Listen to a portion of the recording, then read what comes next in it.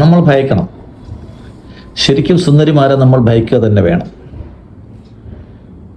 ലോകത്തിൻ്റെ നെറുകയിലും ഭാരതത്തിൻ്റെ നെറുകയിലും കേരളത്തിൻ്റെ നെറുകയിലുമായി നിറഞ്ഞു നിൽക്കുന്ന 6 പെൺകുട്ടികളെയാണ് ഞാൻ നിങ്ങൾക്ക് ഇന്ന് പരിചയപ്പെടുത്തുന്നത്. ഒരാൾ പ്രസിദ്ധയാണ്, ഗ്രേറ്റ ട്യൂൺബർഗ് എന്നാണ് അവരുടെ പേര്. പാലസ്തീനിലെയും ഗസയിലെയും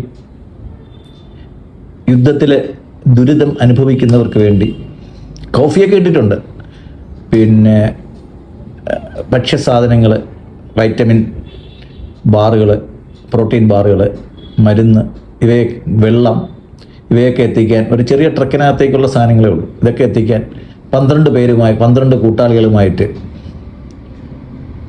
ഇസ്രയേലിനടുത്തേക്ക് പോയി. യുദ്ധം കൊടുമ്പിരിക്കൊണ്ടിരിക്കുന്ന ഒരു സമയമായതുകൊണ്ട് ഇസ്രായേൽ ആ ചെറു കപ്പൽ പിടിച്ചെടുക്കുകയും ഇവരെയൊക്കെ തടവിലാക്കുകയും ചെയ്തു. ഗ്രേറ്റ നിങ്ങൾക്കറിയായിരിക്കും, 16 വയസ്സ് മുതലേ തന്നെ ലോകത്തെ കാലാവസ്ഥാ വ്യതിയാനത്തെ പറ്റിയുള്ള ചർച്ചകളിലൂടെ നമുക്ക് ഏവർക്കും സുപരിചിതയാണ്. ഇന്ത്യക്കാർക്ക് പോലും വളരെ സുപരിചിതയായ ഒരു പെൺകുട്ടിയാണ്. ഒരു കാലത്ത് നമ്മുടെ മലാലയെ പോലെ ഏറ്റവും ഫേമസ് ആയ ഒരു കുട്ടിയാണ്. മലാല ഒരു സമയത്ത് ഫേമസ് ആയതുപോലെ ഗ്രേറ്റയും ഒരു സമയത്തല്ല ഇപ്പോഴും നിറഞ്ഞു നിൽക്കുന്ന, ലോകത്ത് ഇൻഡിപെൻഡൻ്റ് ആയിട്ട് നിൽക്കുന്ന പെൺകുട്ടികളുടെ ഒരു പ്രതീകമായിട്ട്, പ്രത്യേക അവകാശങ്ങൾക്ക് വേണ്ടി വാദിക്കുന്ന ഒരു പെൺകുട്ടിയായിട്ട്, കാലാവസ്ഥാ വ്യതിയാനത്തിനെതിരെ യുദ്ധം ചെയ്യുന്ന ഒരു പെൺകുട്ടിയായിട്ട് നമുക്കെല്ലാവർക്കും പരിചിതയാണ്. ഇന്ന് ആ കുട്ടി ഇസ്രായേൽ ഡീറ്റെയിൻ ചെയ്തിരിക്കുകയാണ്. അറസ്റ്റ് ചെയ്യുന്ന എന്നുള്ള വാക്യം ഉപയോഗിക്കുന്നില്ല, അവർ തടഞ്ഞു വെച്ചിരിക്കുകയാണ്, അവരുടെ തടവിലാണ്. അപ്പോൾ ആ കുട്ടി ലോകത്തിൻ്റെ നെറുകയിൽ സ്ത്രീത്വത്തിൻ്റെ പ്രതീകമായി, മനുഷ്യസ്നേഹത്തിൻ്റെ പ്രതീകമായി ആ കുട്ടി ലോകത്തിൻ്റെ നെറുകയിൽ നിൽക്കുമ്പോൾ ഇന്ത്യ മുഴുവൻ നിറഞ്ഞു നിൽക്കുന്നത്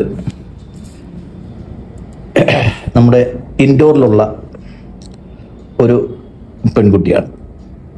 സ്വർണം പോലെ തന്നെ പേരും സുന്ദരമാണ്, സോനം. സോനം ഒന്നും ചെയ്തില്ല, ആകെ ചെയ്തത് ഹണിമൂണിന് പോയപ്പോൾ ഭർത്താവിനെ വാടക കൊലയാളികളെ കൊണ്ട് കൊല്ലിച്ചു. ഒരാഴ്ചയ്ക്ക് ശേഷം മേഘാലയയിൽ വെച്ചിട്ട് ആ നടന്ന കൊലപാതകത്തിൻ്റെ പ്രതികളെ അറസ്റ്റ് ചെയ്യുകയും സോനം പോലീസിന് മുമ്പ് സറണ്ടർ ചെയ്യുകയും ചെയ്തു. വിവാഹം എന്ന് പറയുന്ന സുന്ദര സ്വപ്നങ്ങളിൽ എങ്ങനെയാണ് മരണത്തിൻ്റെ കരിനിഴൽ വീഴ്ത്തുക എന്നുള്ളത് നമ്മൾ പല പ്രാവശ്യം കണ്ടിട്ടുണ്ട്.